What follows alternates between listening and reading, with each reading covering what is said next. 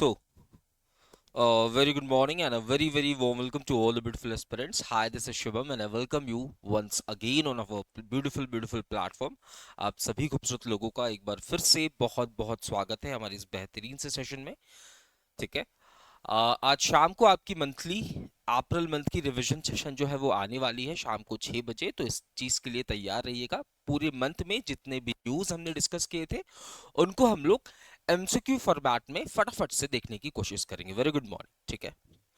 तो बढ़ते हैं आज की पहली न्यूज की तरफ. आज टॉपिक ऑफ डिस्कशन में हमारे पास अपॉइंटमेंट एंड रेजिग्नेशन की न्यूज होने वाले हैं, rank and reports, national state affairs, MOUs के न्यूज देखेंगे, sports and games, science and tech and miscellaneous news देखेंगे.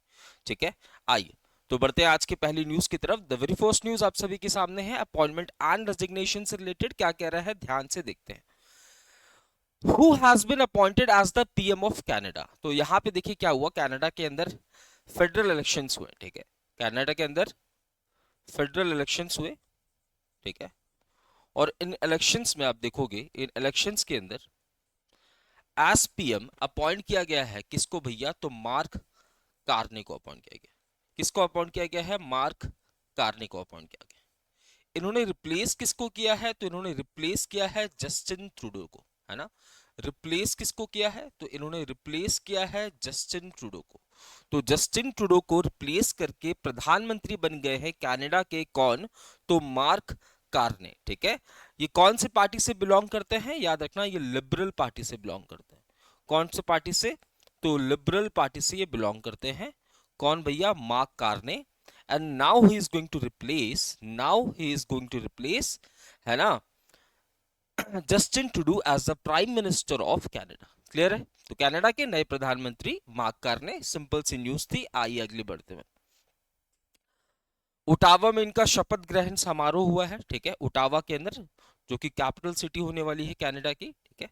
आइए the very next news. Who has been recently elected as the president of badminton world federation.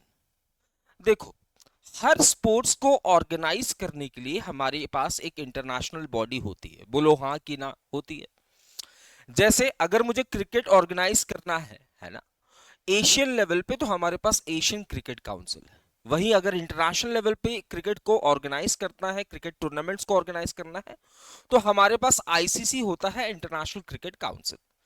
ठीक वैसे ही जब हमें badminton tournament को organise करना है इंटरनेशनल लेवल पे, तो हमारे पास होता है, वेरी गुड मॉर्निंग, हमारे पास होता है बैडमिंटन वर्ल्ड फेडरेशन. ठीक है. इंटरनेशनल लेवल पे अगर मुझे बैडमिंटन को कंडक्ट करना है तो हमारे पास बैडमिंटन वर्ल्ड फेडरेशन होता है. ठीक है.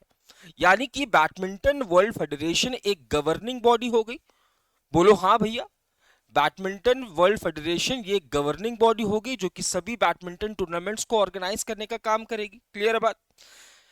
इसे आप देखोगे मंजूरी मिला हुआ है ना. इसे अप्रूव किया गया है किसके द्वारा, तो अप्रूव्ड किया गया है इंटरनेशनल ओलंपिक कमेटी के द्वारा, यानी कि आईओसी के द्वारा. क्लियर है. ये स्टैब्लिश कब हो रहा है, तो 1934 में इसे स्टैब्लिश किया जाता है ना. इसे स्टैब्लिश किया जाता है 1934 में. इसका पुराना नाम हुआ करता था, याद रखना, इसका पुराना नाम हुआ करता था international badminton federation. International badminton federation इसका पुराना नाम हुआ करता था. ठीक है. मतलब जब एक बॉडी को स्टैब्लिश किया गया था as the governing body of all badminton tournaments, तब उसका नाम था इंटरनेशनल बैडमिंटन फेडरेशन, जहां पे 9 मेंबर्स हुआ करते थे. 9 मेंबर्स हुआ करते थे. बट हुआ क्या कि इंटरनेशनल बैडमिंटन फेडरेशन के साथ मर्ज कर दिया जाता है वर्ल्ड बैडमिंटन फेडरेशन को. और ये मर्जर कब होता है बच्चा, तो ये मर्जर होता है पहले जनरल असेंबली के अंदर जो कि मद्रिद में हुआ था, है ना. पहले जनरल असेंबली के अंदर जो कि मद्रिद में हुआ था. ठीक है. 1985 के अंदर आपको इसका मर्जर देखने को मिलेगा विद इंटरनेशनल बैडमिंटन फेडरेशन. ठीक है. तो badminton federation of badminton world federation एक गवर्निंग बॉडी है जिसको अप्रूव किया गया है आईओसी के द्वारा. 1934 में एस्टैब्लिश होता है. ये मर्ज करता है 1985 में इंटरनेशनल बैडमिंटन फेडरेशन के द्वारा. ठीक है. अब आपसे पूछा है कि इसके नए प्रेसिडेंट कौन अपॉइंट किए गए हैं, तो इसके नए साथ ही साथ आप देखोगे सेकंड वुमेन प्रेसिडेंट. ठीक है. इनकी दूसरी महिला प्रेसिडेंट, सेकंड वुमेन प्रेसिडेंट के पोस्ट पे, second women president of badminton world federation के पोस्ट पे किसको अपॉइंट किया गया है? तो पटामा लीस वद त्रकुल, पतामा लीस वद त्रकुल, ठीक है। क्लाउस कॉब, अभी अगर आपको याद हो ये फाउंडर है किसके? वर्ल्ड इकोनॉमिक फोरम के, है ना, ये फाउंडर है किसके? वर्ल्ड इकोनॉमिक फोरम, जो कि आपको डेवोस के अंदर देखने को मिलेगा। डेवोस के अंदर आपको इसकी मीटिंग वगैरह देखने को मिलती है। इन्होंने फिलहाल जो है रिजाइन दे दिया है ना, इन्होंने रेजिग्नेशन दे दिया है क्योंकि इनके ऊपर काफी ज्यादा आरोप लगे हैं। किसके आरोप लगे हैं? तो आप ब्राइबरी के आरोप लगे हैं, है ना, ब्राइबरी के आरोप लगे हैं, या मनी को, है ना, मनी को भैया सही तरीके से मैनेज नहीं करने के आरोप लगे हैं, ठीक है। डैनियल नोबुआ, इनको इक्वाडोर का प्रेसिडेंट अपॉइंट किया गया था, इक्वाडोर का भैया प्रेसिडेंट अपॉइंट किया गया था। और याद रहे पतामा जी किसको रिप्लेस कर रही हैं? She will be replacing, she will be replacing होयार, she will be replacing होयार, ठीक है। तो Patama Leeswadtrakul has been appointed as the second women president of badminton world federation. Badminton world federation के बारे में हम तमाम बातें जान चुके हैं। चलिए, आपसे पूछा है who is likely to be appointed as a new vice chief of Indian air force. देखो यहां पे कुछ अपॉइंटमेंट्स हुए हैं, ठीक है। अभी तक हमें वाइस चीफ के पोस्ट पे कौन दिख रहे थे? अभी तक हमें वाइस चीफ के पोस्ट पे, है ना, वाइस चीफ के पोस्ट पे, vice chief of Indian air force के पोस्ट पे, इंडियन एयरफोर्स के पोस्ट पे हम अभी तक कौन देख रहे थे? एसपी धरकर। कौन देख रहे थे? एसपी धरकर, है ना। एसपी धरकर फिलहाल आपको vice chief of Indian air force के पोस्ट पे देखने को मिल रहे थे। बट इनको रिप्लेस कौन कर रहे हैं भैया? तो इनको रिप्लेस कर रहे हैं as the vice chief of Indian air force कौन भैया? तो नर्मदेश्वर तिवारी, नर्मदेश्वर तिवारी। तो ये तो आंसर है किसका? हमारे क्वेश्चन का, ठीक है। हमारा क्वेश्चन पूछा गया था कि who is likely to be appointed as the, है ना, वाइस चीफ ऑफ एयरफोर्स। तो भैया एसपी धरकर की जगह पर नर्मदेश्वर तिवारी जी को अपॉइंट किया जा रहा है, पहली चीज। दूसरी चीज क्या है? ये पहला पॉइंट हुआ। दूसरा पॉइंट यहां पे क्या है भैया? दूसरा पॉइंट ये है कि chief of integrated defence staff भी अपॉइंट किया। Chief of integrated defence staff भी अपॉइंट किए गए। प्रेजेंट में कौन है बच्चा?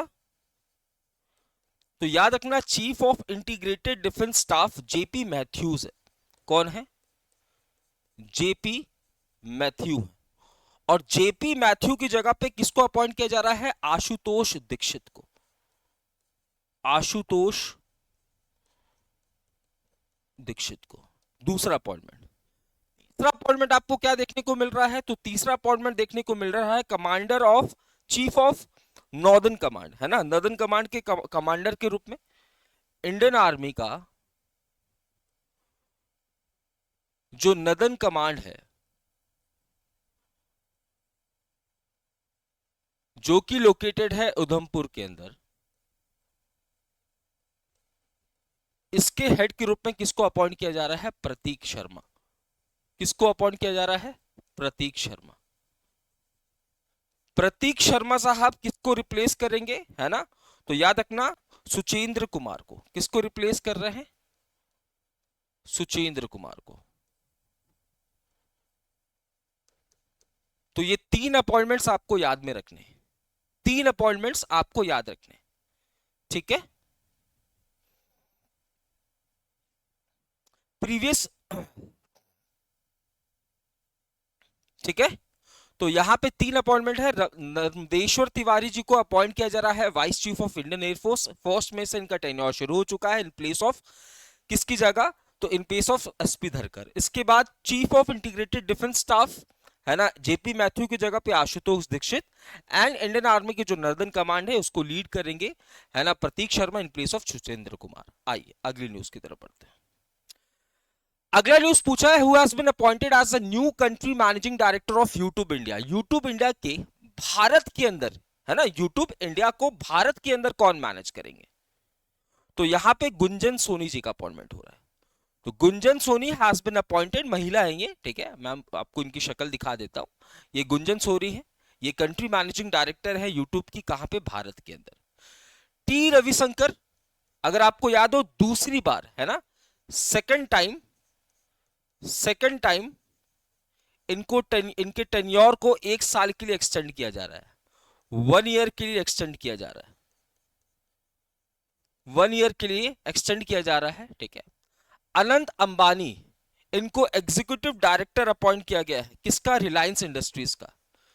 एग्जीक्यूटिव डायरेक्टर, ईडी मत समझ लेना, इन्फोर्समेंट डायरेक्टरेट मत समझ लेना, executive director of Reliance industries. Reliance industries किसे अपॉइंट किया जा रहा है, अनंत अंबानी। दिनेश महेश्वरी जी है ना, ये भैया 23rd लॉ कमीशन के चेयरपर्सन है ना, 23rd लॉ कमीशन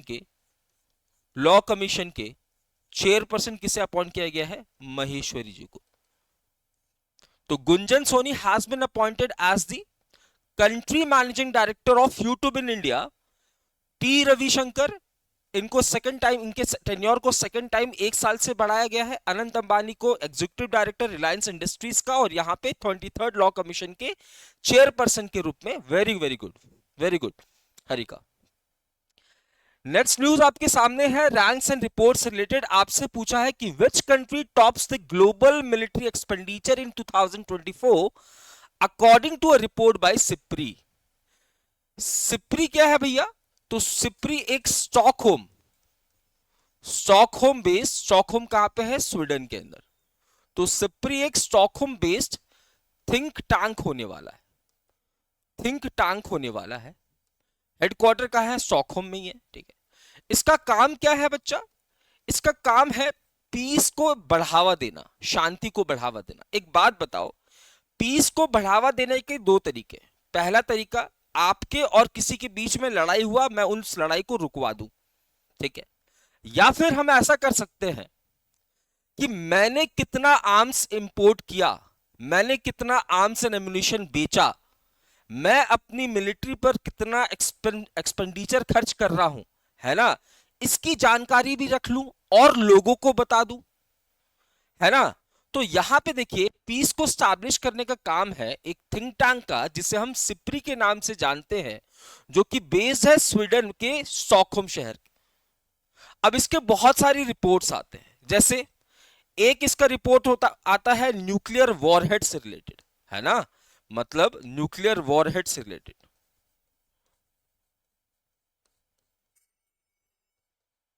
ये बोलता है भैया दुनिया के अंदर सबसे ज्यादा न्यूक्लियर वॉरहेड किसके पास है, तो ये बोलता है भैया सबसे ज्यादा न्यूक्लियर वॉरहेड जो है वो रशिया के पास है। ये बोलता है सबसे ज्यादा न्यूक्लियर वॉरहेड की बात करूं तो उसमें भारत का पोजीशन कितना होने वाला है, तो याद रखना भारत का पोजीशन 6th होने वाला है। भारत के पास 172 न्यूक्लियर वॉरहेड, 172। वहीं मैं चाइना की बात करूं तो चाइना के पास 500 न्यूक्लियर वॉरहेड।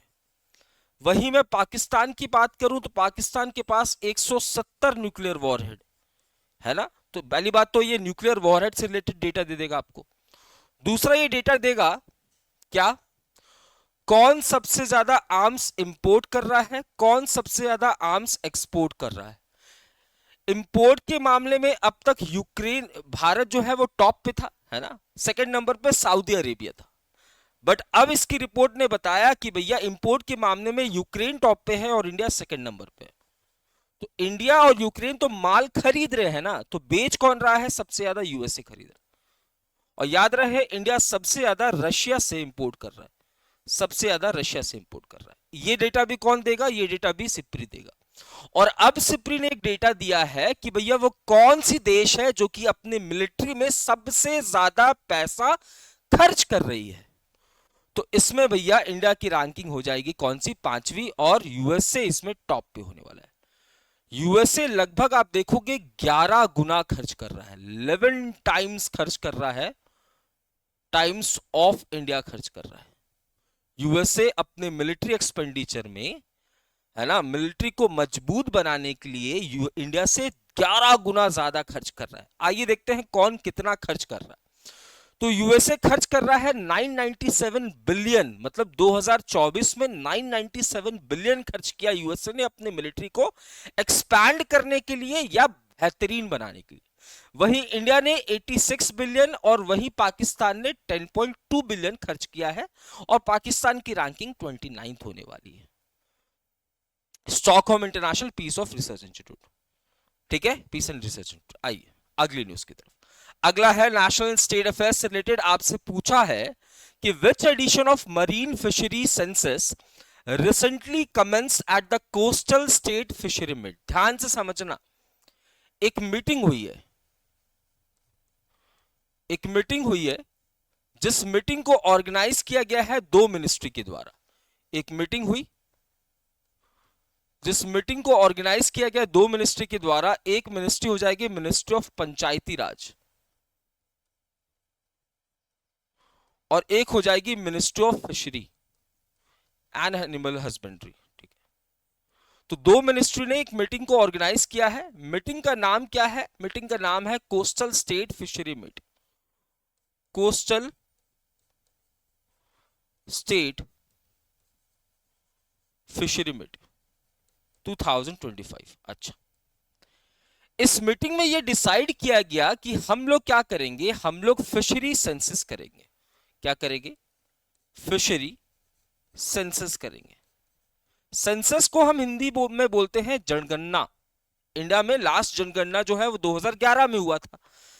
मतलब 2011 में हमें क्या डेटा के बारे में पता चला था कि इंडिया की पॉपुलेशन, कौन सी पॉपुलेशन कितनी तादाद में है, ठीक है, माइनॉरिटीज ग्रुप कितनी है, एससीज कितनी है, एसटी कितनी है, ओबीसी में लोग कितने हैं, जनरल कैटेगरी में लोग कितने हैं, है ना। ये तमाम चीजें हमें डेटा के बारे में पता चलता है जब हम सेंसस के बारे में बात करते हैं। तो जो फिशरी सेंसस होगा, फिशरी सेंसस होगा, ये हमें क्या बताएगी? हमें बताएगी भैया इंडिया के अंदर ऐसी कितनी फैमिलीज हैं जो कि डिपेंडेंट है फिशरीज के ऊपर, फिशरीज के ऊपर। फिशरी के लिए हमारे पास इंफ्रास्ट्रक्चर कितना है, फिशरीज के लिए हमारे पास इंफ्रास्ट्रक्चर कितना है। वो कौन सी स्टेट है जो कि सबसे ज्यादा एक्सपोर्ट कर रही है फिशरी प्रोडक्ट को, या यही सेंसस बता देगा कि इंडिया के अंदर, इंडिया जो है ना, इंडिया जो है वो तीसरा सबसे बड़ा फिशरी मार्केट है। याद रखना, इंडिया जो है वो तीसरा सबसे बड़ा फिशरी मार्केट है, साथ ही साथ दूसरा सबसे बड़ा एक्वाकल्चर मार्केट है आफ्टर चाइना, एक्वाकल्चर मार्केट है।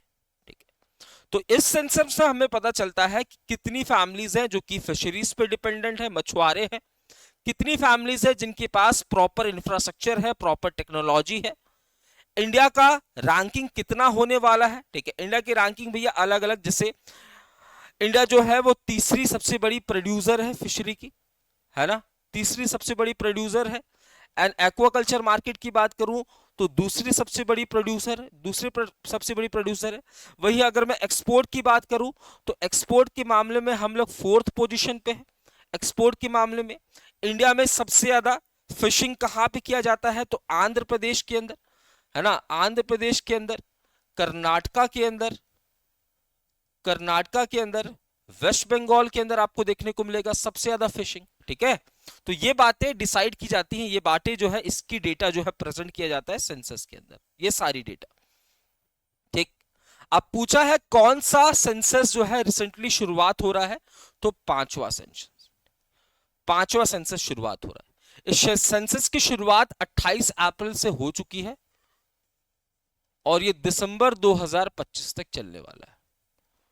और ये जब सेंसस कंप्लीट हो जाएगा तो हमें क्या डेटा देगा? ये डेटा देगा, है ना। बात को समझ गए? You are from Andhra Pradesh, very good. बात को समझ गए? मैंने बोला कोस्टल स्टेट फिशरी मीट हुआ, ऑर्गेनाइज किया गया मिनिस्ट्री ऑफ पंचायती राज के द्वारा प्लस मिनिस्ट्री ऑफ फिशरी के द्वारा। ठीक है, इस पर्टिकुलर मीटिंग में ये डिसाइड किया गया कि हम लोग क्या करेंगे, फिशरी सेंसस करेंगे। कौन से नंबर का? 5th एडिशन का। इस फिशरी सेंसस में हमें क्या पता चलेगा कि भैया हमारे देश के अंदर ऐसी कितनी फैमिलीज हैं जो कि मछुआरे हैं, क्या उनके पास इंफ्रास्ट्रक्चर है। साथ ही साथ इंडिया का पोजीशन के बारे में पता चलेगा। जैसे अगर इंडिया की बात करूं तो India 3rd largest fishery producing country है, India 2nd largest aquaculture market है, India fourth largest fishery export country है। इंडिया के अंदर सबसे ज्यादा फिशरीज या मछली पालन मछली का जो बिजनेस होता है वो आंध्र प्रदेश, कर्नाटक एंड वेस्ट बंगाल में होता है। ठीक है, ये बातें हमें पता चलने वाली। साथ ही साथ आप यहां देखोगे, है ना, साथ ही साथ आप यहां पे देखो क्या हुआ है। व्यास नव मोबाइल एप्लीकेशन को भी लॉन्च किया गया है। व्यास नव मोबाइल एप्लीकेशन को भी लॉन्च किया है, जो कि एग्जैक्ट डेटा जो है वो देगी इससे रिलेटेड, है ना। मतलब इस सेंसस को कंडक्ट करने का काम करेगी, मतलब एग्जैक्ट डेटा आपको देने का काम करेगी, एग्जैक्ट डेटा देने का काम करेगी। साथ ही साथ यहाँ पे 250 करोड़ रुपए का भी इन्वेस्टमेंट देखने को मिला है। 250 करोड़ का इन्वेस्टमेंट देखने को मिला है इंडिया के फिशरी सेक्टर को इनहांस करने के लिए। चलो कमेंट सेक्शन में मुझे फटाफट से बताओ जरा, इंडिया के अंदर प्रधानमंत्री, इंडिया के अंदर एक स्कीम ऑलरेडी देखने को मिलेगा जिसका नाम है प्रधानमंत्री मत्स्य संपदा योजना। मत्स्य संपदा योजना, इस योजना के बारे में सबसे पहले बात किया गया था 2019-20 के बजट के अंदर, है ना। 2019-20 के बजट के अंदर सबसे पहले इस योजना के बारे में बात किया गया था, बट ऑफिशियली इसे लॉन्च कर दिया गया था सितंबर 2020 के अंदर। इसके अंदर आपको बताना है कि टोटल कितना बजट एलोकेट किया गया है, कितना बजट एलोकेट किया गया है, और ये टेन्योर इसका कितना होने वाला है, तो 5 सालों का इसका टेन्योर था, 5 सालों का टेन्योर था। मोटिव क्या है, मोटिव वही इंडिया के अंदर फिशिंग बिजनेस को इनहांस करना। ठीक है, अच्छा, you both guys are from Andhra Pradesh, very good. ठीक है, तो इंडिया के अंदर प्राइम मिनिस्टर मत्स्य संपदा योजना, यू विल सी। ठीक है, it was launched in the year 2019-20 when Nirmala Sitharaman announced its budget speech या gave his budget speech। ठीक है, सितंबर 2020 में सो ऑफिशियली लॉन्च किया गया। टोटल बजट कितना एलोकेट किया गया है, तो 20,050 करोड़ का टोटल बजट एलोकेट किया गया है for a period of 5 years. ठीक है, for a period of 5 years, very good. तो 5th एडिशन, चलिए अगली news. Who will lead the inter-ministerial committee for new national manufacturing mission? देखो ध्यान से समझना, किसी भी इकोनॉमी में आपको 3 सेक्टर्स देखने को मिलेंगे। पहला प्राइमरी सेक्टर, दूसरा मैन्युफैक्चरिंग सेक्टर, एंड तीसरा टर्शरी सेक्टर, या इसी को हम लोग सर्विस सेक्टर के नाम से भी जानते हैं, जहां पे हम लोग सर्विसेज प्रोवाइड करते हैं, जैसे मैं आपको सर्विस प्रोवाइड कर रहा हूं। प्राइमरी सेक्टर भैया ये एग्रीकल्चर हो गया। मैन्युफैक्चरिंग में हम लोग न्यू गुड्स को प्रोड्यूस कर रहे हैं, न्यू प्रोडक्ट्स को बना रहे हैं, न्यू चीजों को रॉ मटेरियल का इस्तेमाल करें, और यहां पे हम लोग सर्विस प्रोवाइड करते हैं। अगर हमारे मैन्युफैक्चरिंग सेक्टर की बात करूं तो ये हमारे जीडीपी में 16 to 17% कंट्रीब्यूट करता है। ये हमारे ग्रॉस डोमेस्टिक प्रोडक्ट के अंदर कितना कंट्रीब्यूट कर रहा है, तो ग्रॉस डोमेस्टिक प्रोडक्ट यानी कि the value of all goods and services produce with in the boundary of a nation with in a given period of time, इसे हम जीडीपी कहते हैं। ये कंसेप्ट आपको पता है। तो 16 से 17% कंट्रीब्यूट कर रहा है जीडीपी का। बट अब एक बात बताओ, क्या 16-17% काफी है? नहीं। जिस देश की मैन्युफैक्चरिंग सेक्टर बूस्ट करेगी ना, उस देश को माल कम इंपोर्ट करना पड़ेगा। लॉजिक समझो, अगर कोई चीज हमारे देश में बन रही है, लेट्स से ये पेन है, ये पेन मैं इंपोर्ट कर रहा हूं, बाहर से मंगवा रहा हूं, जब मैं इंपोर्ट करूंगा तो इसके पैसे भी दूंगा, है ना। वहीं अगर मैं ये सामान को खुद ही बनाना शुरू कर दूं, है ना, अगर मेरे देश के अंदर मैन्युफैक्चरिंग इंक्रीज हो जाए, मैन्युफैक्चरिंग सेक्टर इंक्रीज हो जाए, तो मुझे कम इंपोर्ट करना पड़ेगा। जब मैं कम इंपोर्ट करूंगा तो कम पैसे दूंगा, कम पैसे दूंगा तो जो डेफिसिट है वो कम हो जाएगा, है ना। तो यहां पे मैन्युफैक्चरिंग सेक्टर को इनहांस करने के लिए 2014 में हमने एक मिशन को लॉन्च किया, जिसका जिसका नाम क्या है, मेक इन इंडिया मिशन। याद आ रहा है, मेक इन इंडिया मिशन। और इसी मेक इन इंडिया मिशन के अंदर हम लॉन्च कर रहे हैं एक और स्कीम जिसका नाम है नेशनल मैन्युफैक्चरिंग मिशन, जिसका नाम क्या है, नेशनल मैन्युफैक्चरिंग मिशन। अब क्वेश्चन आपसे पूछा है कि भैया इसके लिए, इस पर्टिकुलर मिशन के लिए, मोटिव क्या है? ऑब्वियसली इंडिया की मैन्युफैक्चरिंग सेक्टर को इनहांस करना, सेकेंडरी सेक्टर को इनहांस करना। तो बोला है इस मिशन के लिए कमिटी को फॉर्म किया गया है, जिसको लीड कौन कर रहे हैं? तो याद रखना, इसके लीड कर रहे हैं बीवीआर सुब्रमण्यम जी। कौन लीड कर रहे हैं? नीति आयोग से बिलोंग करते हैं, national institutional of transforming India से बिलोंग करते हैं, जिनका नाम क्या है? बीवीआर सुब्रमण्यम साहब। ठीक है, तो बीवीआर सुब्रमण्यम जो कि नीति आयोग के सीईओ होने वाले हैं, वो लीड करेंगे कमेटी को। और ये कमेटी जो है वो रिकमेंडेशन देगी कि कैसे इंडिया के मैन्युफैक्चरिंग सेक्टर को हम लोग इनहांस कर सके। क्लियर है बात? दिनेश खारा साहब, ये एक्स चेयरमैन है किसके? एसबीआई के। इनको क्या बनाया है? चेयरपर्सन बनाया गया। याद रखना, ध्यान से सुन लो, इनको चेयरपर्सन बनाया गया है। कौन से कमेटी का? तो वो कमेटी जिसे फॉर्म किया गया insurance regulatory development authority of India. और ये कमेटी सजेस्ट करेगी, रिकमेंडेशन करेगी अमेंडमेंट्स के लिए, है ना, अमेंडमेंट्स के बारे में रिकमेंडेशन करेगी। कहां पे? तो इंश्योरेंस एक्ट ऑफ 1938 के अंदर। ठीक है, इंश्योरेंस एक्ट ऑफ 1938 के अंदर क्या बदलाव लाने चाहिए, वो बदलाव के बारे में ये कमेटी आपको रेकमेंड करके बताएगी। ठीक है, अशोक कुमार माथुर है ना, ये चेयरपर्सन है किसके? सेवेंथ पे कमीशन के। सेवेंथ पे कमीशन, अभी 8वां पे कमीशन का अनाउंसमेंट हुआ था, बट उसके मेंबर्स अभी अनाउंस नहीं किए हैं। तो सेवेंथ पे कमीशन के चेयरपर्सन कौन है? अशोक कुमार माथुर जी। वीके पॉल साहब, एक 7 मेंबर्स की कमिटी बनाई गई थी, अगर आपको याद हो, जिसका मोटिव था एम्स को एक बहुत ही फाइन इंस्टीट्यूशन में तब्दील करना, बहुत ही फाइन रिसर्च इंस्टीट्यूट में तब्दील करना। उस कमिटी को लीड कौन कर रहे हैं? वीके पॉल साहब। Am I clear with this news? हाँ, insurance regulatory development authority of India ने एक कमिटी फॉर्म किया, जो कमिटी रिकमेंड करेगी इंश्योरेंस एक्ट ऑफ 1938 के अंदर रिकमेंडेशन, कुछ बातें, कुछ अमेंडमेंट्स। ठीक है, उसी को लीड कर रहे हैं। चलिए अगली न्यूज की तरफ बढ़ते हैं। Which of the following has been included in the Prevention of Money Laundering Act of 2002 PMLA? ठीक है, prevention of money laundering act of 2002। ठीक है, ये क्या करेगा भैया?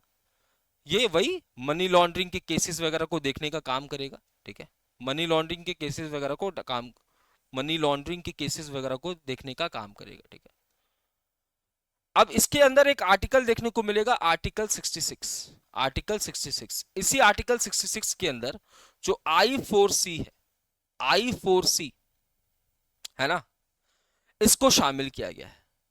I4C ये इनिशिएटिव किसका है? मिनिस्ट्री ऑफ होम अफेयर्स का है। ठीक है, I4C ये इनिशिएटिव किसका है? किसके अंडर में काम करेगी? मिनिस्ट्री ऑफ होम अफेयर्स के अंदर काम करेगी। मिनिस्ट्री ऑफ होम अफेयर्स के अंदर काम करेगी। ठीक है, इसे स्टैब्लिश कब किया गया? तो इसे स्टैब्लिश किया गया 2018 के अंदर। 2018 के अंदर स्टैब्लिश किया गया। लगभग 415.86 करोड़ के बजट से इसको लॉन्च किया गया था। ठीक है, ये क्या करेगी? तो ये डील करेगी भारत के अंदर साइबर क्राइम रिलेटेड केसेस के, साइबर क्राइम के केसेस से डील करेगी। कौन? I4C। And I4C stand for Indian cyber crime coordination centre. Indian cyber crime coordination centre. तो prevention of money laundering act of 2002 के आर्टिकल 66 के अंदर I4C यानी कि Indian cyber crime coordination centre को शामिल किया गया है। यानी कि भैया ये क्या, इसका काम क्या है? इसका काम तो है भैया साइबर क्राइम्स को टैकल करना। तो साइबर क्राइम्स को अब मनी लॉन्ड्रिंग के केसेस में ही जो है शामिल करके रखेंगे हम लोग। जो ये जो पैसों का लेन देन होता है, पैसे बाहर जो टेररिस्ट फंडिंग के इस्तेमाल किए जाते हैं, इसके लिए भैया इसको शामिल किया गया है। ठीक है, तो इलिसिट फंडिंग्स को रोकने के लिए, है ना, देख लो, इलिसिट जो फंडिंग्स हैं जो किया जाते हैं टेररिज्म को बढ़ावा देने के लिए, इसको रोकने के लिए ये काम किया गया है। ठीक है, चलिए एमओयूज की बात करते हैं। Ministry of corporation has recently signed an memorandum of understanding which quick commerce platform to bring cooperative dairy and other products on online marketplace. Simple सी न्यूज है। मिनिस्ट्री ऑफ कॉर्पोरेशन ने क्या किया है? मिनिस्ट्री ऑफ कॉर्पोरेशन ने एक MOU sign की है, और ये एमओयू साइन किया गया है किसी क्विक कॉमर्स के साथ, किसी क्विक कॉमर्स प्लेटफॉर्म के साथ। और ये क्विक कॉमर्स प्लेटफॉर्म का नाम आपको बताना है, तो वो कौन सा होने वाला है? Swiggy Instamart. अब इसका मोटिव क्या है? तो मोटिव साफ लिखा हुआ है, जो कॉर्पोरेट डेयरी है उनके प्रोडक्ट्स, साथ ही साथ जो अदर प्रोडक्ट्स है उसको मार्केट में, देखो क्विक कॉमर्स प्लेटफॉर्म है स्विगी इंस्टामार्ट। अब मैं अपने प्रोडक्ट को जब इसमें लिस्ट करूंगा तो सबके पास आएगा, सब कुछ, सब कोई देख सकते हैं, सब कोई खरीद सकते हैं, है ना? सब कोई उस प्रोडक्ट को खरीद सकते हैं। यानी कि ऑनलाइन एक्सेस जो है, ऑनलाइन मार्केट का एक्सेस जो है दिलाना इसका मेन मोटिव है। ऑनलाइन मार्केट के एक्सेस इसको प्रोवाइड करना इसका मेन मोटिव है। तो Swiggy Instamart and ministry of corporation के साथ एक एमओयू साइन हुआ है, जहां पे cooperative dairy products and other products को ऑनलाइन मार्केट एक्सेस प्रोवाइड किया जाएगा इस प्लेटफॉर्म के थ्रू। स्पोर्ट्स एंड गेम्स की बात हो रही है। कोपा डेल रे, है ना, कोपा डेल रे एक क्लब फुटबॉल चैंपियनशिप है, ध्यान से समझना। ये एक क्लब फुटबॉल चैंपियनशिप है, चैंपियनशिप है, ठीक है। एनुअल बेसिस पे होता है, एनुअल बेसिस पे होता है। नॉकआउट टूर्नामेंट होता है, नॉकआउट टूर्नामेंट होता है, ठीक है। एंड स्पेन के अंदर होता है। कहां पे होता है? स्पेन के अंदर होता है, ठीक है। कहां पे होता है? स्पेन के अंदर होता है। अब यहां पे भैया फाइनल कौन जीत रहा है? तो फाइनल हुआ था बार्सिलोना वर्सेस रियल मैड्रिड, जहां पे 3-2 से हराया इन्होंने। याद रहे इस कोपा डेल रे के में 32 टाइटल्स किसके पास है? तो 32 बार जीता है बार्सिलोना ने। तो कोपा डेल रे एक क्लब फुटबॉल चैंपियनशिप है, नॉकआउट टूर्नामेंट है, एनुअल बेसिस पे होता है, स्पेन के अंदर होता है। सबसे ज्यादा बार यानी कि 32 times has been won by किसके द्वारा? तो बार्सिलोना के द्वारा, जिससे पहले लियोनेल मेसी खेलते थे, जिससे पहले मेसी खेलते थे। क्लियर है बात? इसकी शुरुआत कब हो रही है? तो इसका फर्स्ट एडिशन 1903 में हुआ, 1903 में इसका पहला एडिशन हुआ। आई अगली न्यूज की तरफ बढ़ते हैं। 3-2 से बार्सिलोना ने रियल मैड्रिड को हरा दिया है। साइंस एंड टेक की बात हो रही है। तो large language model which of the following has been selected by the government of India to build India का पहला sovereign large language model based, है ना। तो यहां पे देखिए लार्ज लैंग्वेज मॉडल, है ना, इसमें भैया हम लोग आर्टिफिशियल इंटेलिजेंस का इस्तेमाल करते हैं।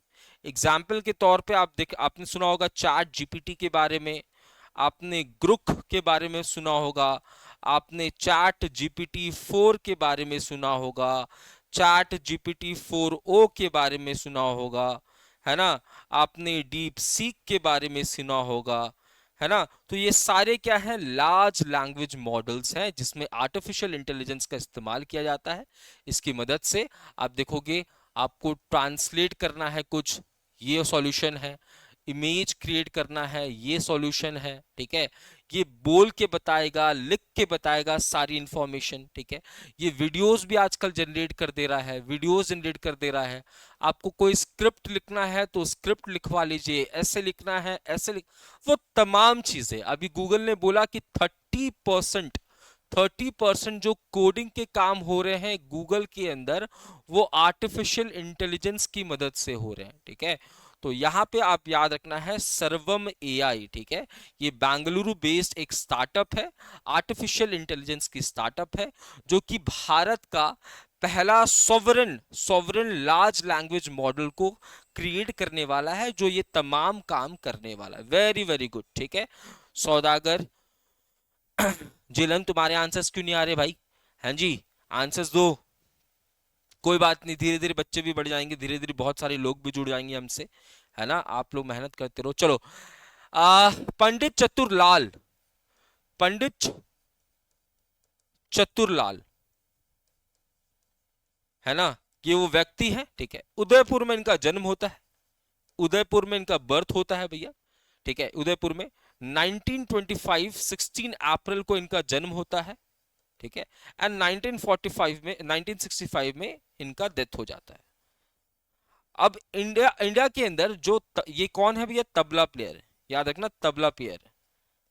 इंडिया के अंदर तबला को फेमस करने के लिए इनका बहुत बड़ा योगदान है। तो 1924-5 में इनका जन्म हुआ, अब 2025 चल रहा है, यानी कि 100 साल हो चुके हैं इनके बर्थ को, ठीक है। और इसीलिए आप देखोगे हमारी जो मिनिस्ट्री ऑफ पोस्ट है या डिपार्टमेंट ऑफ पोस्ट है, इनके नाम पे एक स्टैंप जो है वो रिलीज कर रही है, ठीक है। डिपार्टमेंट ऑफ पोस्ट एक स्टैंप जो है वो रिलीज कर रही है कमेमोरेट करने के लिए इनके सेंटेनरी को, है ना, क्योंकि 100 साल पूरे हो गए हैं और इन्होंने वेस्टर्न कल्चर में तबला को आप कह सकते हैं फेमस करने के लिए काफी ज्यादा कंट्रीब्यूट किया है। Next news is ministry of communication ने लॉन्च किया है ज्ञान पोस्ट, ठीक है। मोटिव क्या है, तो आप देखोगे delivery of educational social cultural and religious book more affordable across the country, ठीक है। एक जगह से दूसरी जगह पे हमें अगर एजुकेशनल किताबें, है ना, एजुकेशन रिलेटेड कोई books, social cultural and religious books को भेजना है, तो ये फास्ट डिलीवरी भी होगा एंड अफोर्डेबल डिलीवरी होगा, जिसका नाम क्या है, ज्ञान पोस्ट। ज्ञान मतलब नॉलेज, नॉलेज पोस्ट की बात हो रही है। इसके बाद आईएनएस सुनैना, आईएनएस सुनैना कौन सी क्लास की पेट्रोल वेसल है, बताना फटाफट से। आईएनएस सुनैना को बनाया गया है गोवा शिपयार्ड लिमिटेड के द्वारा, गोवा शिपयार्ड लिमिटेड के द्वारा। कमेंट सेक्शन में आपको बताना है कि वो ये कौन सी क्लास की है, कौन सी क्लास की है। याद रहे ये एक पेट्रोल वेसल है, मतलब पेट्रोलिंग करने का काम करेगी, निगरानी रखने का काम करेगी, सर्वेलेंस रखने का काम करेगी। तो ये Mauritius Saryu class, very very good, उम्मीद तो यही थी आंसर आ जाएगा, सरयू क्लास की है, ठीक है। तो सरयू क्लास की पेट्रोल वेसल है, गोवा शिपयार्ड लिमिटेड ने बनाया है, मॉरिशियस के साथ ये सर्वेलेंस का काम कर रही है। Next news is Rifle woman Sri Lakshmi PV has made history by becoming the first women dog handler in the Assam Rifles। मतलब समझो, असम राइफल्स के अंदर, असम राइफल्स के अंदर आपको डॉग स्क्वाड भी देखने को मिलेगा, है ना, आपको डॉग स्क्वाड भी देखने को मिलेगा। अब की बार जो डॉग स्क्वाड को, अब इस डॉग स्क्वाड को ट्रेन करने के लिए हमारे पास एक पर्सनल होना चाहिए, ट्रेन करने के लिए लोग होने चाहिए। तो भैया इसके लिए अलग किया गया है किसको, श्री लक्ष्मी पीवी को, श्री लक्ष्मी पीवी को अलग किया गया है, ठीक है। और ये फर्स्ट वुमेन होने वाली है, ये बात आपको याद रखना है। मैंने क्या कहा, है ना, असम राइफल्स के अंदर आपको डॉग स्क्वाड देखने को मिलेगा, ठीक है, जो कि एविडेंस वगैरह कलेक्ट करने का काम करेगा। तो इसको ट्रेन करने के लिए, हैंडल करने के लिए हमारे पास कोई पर्सनल होना चाहिए। तो इसके लिए एक पहली बार किसी वुमेन को अलग किया गया है, नाम क्या है, श्री लक्ष्मी। ये बात आपको ध्यान में रखनी है। वेटरन फिल्म मेकर शजी एन करून, इनका देहांत हो गया है, ठीक है। वन लाइनर न्यूज था। तो ये हमारा आज का सेशन था। आई होप आपको सेशन समझ में आया होगा। अभी इस क्लास के बाद मैं मंथली जो क्लास, मंथली सेशन रिकॉर्ड कर रहा हूँ, ठीक है। मंथली अप्रैल के करंट अफेयर्स न्यूज को रिकॉर्ड करूंगा, ठीक है। और शाम को ये 6 बजे आपके पास अवेलेबल होने वाली है। दूसरी चीज, ठीक है, अब कुछ स्टूडेंट्स बैंकिंग वाले आ चुके हैं, तो नेक्स्ट वीक से हम लोग ना, नेक्स्ट वीक से देखो हम लोग कैसे चीजों को लेकर चलेंगे, मैं बता देता हूँ, ठीक है, क्योंकि अभी बच्चे कम थे तो इस वजह से नहीं किया, है ना। डेली, एक तो डेली क्लासेस होगी हमारी, डेली क्लासेस होंगी, ठीक है, डेली क्लासेस होंगी जिसमें हम लोग बैंकिंग के न्यूज को, कोर बैंकिंग के न्यूज को इंक्लूड नहीं करेंगे, ठीक है। उसके बाद एक हमारी वीकली क्लासेस होगी, वीकली क्लासेस होगी, और एक हमारी weekly banking awareness and financial awareness की क्लासेस होगी, ठीक है। इसके साथ एक हमारी मंथली क्लासेस होंगी, मंथली क्लासेस होंगी, और एक हमारी monthly banking awareness and financial awareness की क्लासेस होंगी। ये इस मंथ से मैं शुरू कर देने वाला हूं, यानी कि इस वीक को ये वाला सेशन भी आएगा, ये वाला सेशन भी आएगा, और अब मंथली सेशन आज शाम को अपलोड हो जाने वाला है, ठीक है। तो इस चीज़ के लिए तैयार रहें, जो आपके दोस्त भाई बंधु हैं उन्हें इन्फॉर्म कर दीजिए। अप्रैल मंथ में जो हम लोग बैंकिंग की न्यूज़ नहीं देख पाए हैं, ठीक है, वो आप लोग कर लीजिएगा, है ना। मैं कोशिश करूंगा वो भी लेक्चर लेके आ जाऊं। बट ये अब इस मंथ से ये चीज, सारी चीजें जो है शुरू होने वाली है। तो डेली क्लासेस मिलेंगी, वीकली क्लासेस मिलेंगी, वीकली बीएफए का सेशन मिलेगा, मंथ क्लास मिलेगी एंड मंथली बीएफए का सेशन मिलेगा। ये 5 चीज आपको पूरे मंथ में मिलने वाली है, ठीक है। तो यहाँ तक आज के सेशन को रखते हैं, ठीक है। कोई बात नहीं, रिकॉर्डेड ही देख लेना, ठीक है। और अपने दोस्त जो आपकी बैंकिंग एग्जाम की प्रिपरेशन कर रहे हैं, जो कि हमारे साथ पहले सेशंस में जुड़े हुए थे, उनको आप ये बातें इन्फॉर्म कर सकते हैं। मिलते हैं कल, तब तक के लिए जय हिंद, जय Bharat. Thank you so much everyone.